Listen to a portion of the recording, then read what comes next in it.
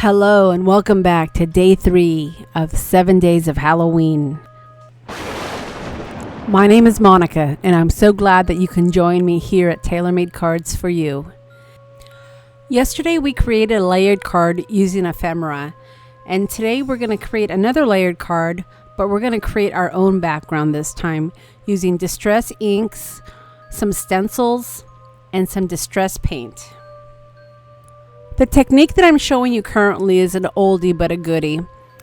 It's a simple technique where you just put some distress ink on a craft mat, spray it, and you run your cardstock through it to create a Mod Podge of a background.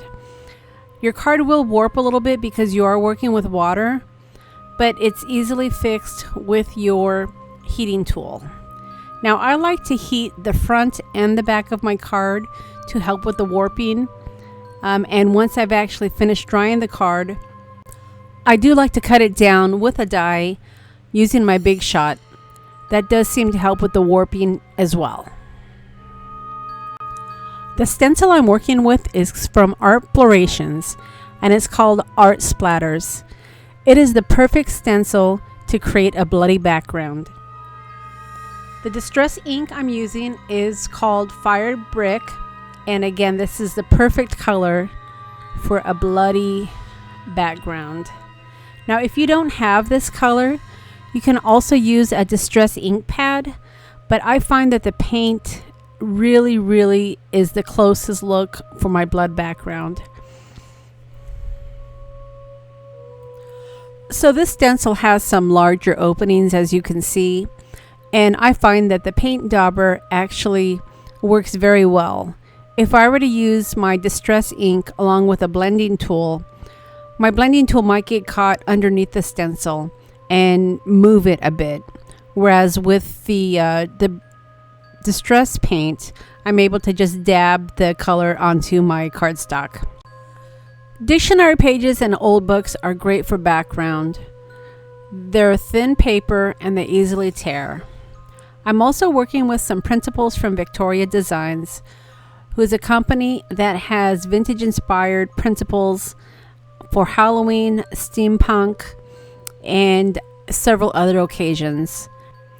I really like working with principles that you can download because it enables you to resize your image so you can make it as big or as small as you need it for the project that you're working on.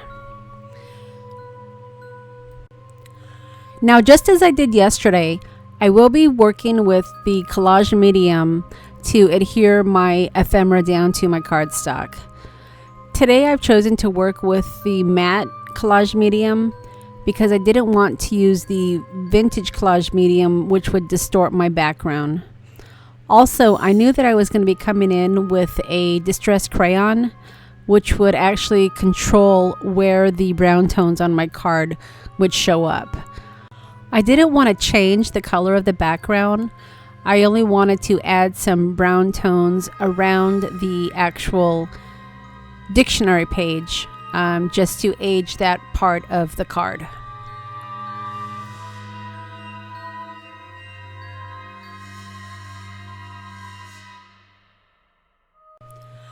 Now the piece that I'm working with currently is actually a principle from Victoria Designs. It's not washi tape, but interesting enough, you can actually get principles that look like washi tape. So since I was going with a skull theme, I thought that paper washi tape worked well, along with the other tape that I'm using from the Halloween Tim Holtz collection. Now the skull that I'm currently cutting out actually came as a tag, but I only wanted to use the skull. So I had to fussy cut it to get the image exactly how I wanted it. And then I also added a toe tag right underneath the skull.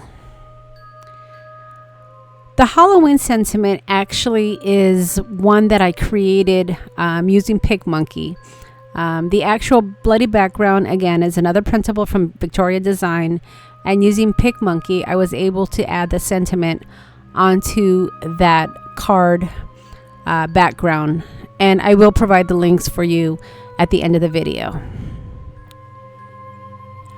The stamp that I'm using is by Annette Allen Watkins, and it was the perfect final addition to grunge up the background on my card. So once I had my background exactly how I wanted it, I went ahead and I adhered the rest of my ephemera using my collage medium. And again, in my previous videos yesterday, I did use this product, which I'd have to say, if you are adhering ephemera, it probably is the best product that I've tried so far. I like the way that it works with the distressed crayons, and not only will it adhere your ephemera, but it enables you to actually smudge your distressed crayons, which is a look that I really like. So essentially at this point, your card is finished. All you need to do is mat it onto some black cardstock and put it onto your white card base. Well, I hope that you've enjoyed the background techniques that I showed you today. And as always, I will leave a list of the products that I used to create this card, along with the links to the stores. Don't forget, you're going to want to leave a comment on this video as well as the other 2 videos in order to be placed in the drawing to win all 7 cards at the end of my 7 Days of Halloween series. You also need to be subscribed to my channel to win, so make sure that you have clicked on that subscribe button. Thanks for joining me today, and I hope to see you back tomorrow for day 4 of the 7 Days of Halloween. Thanks again.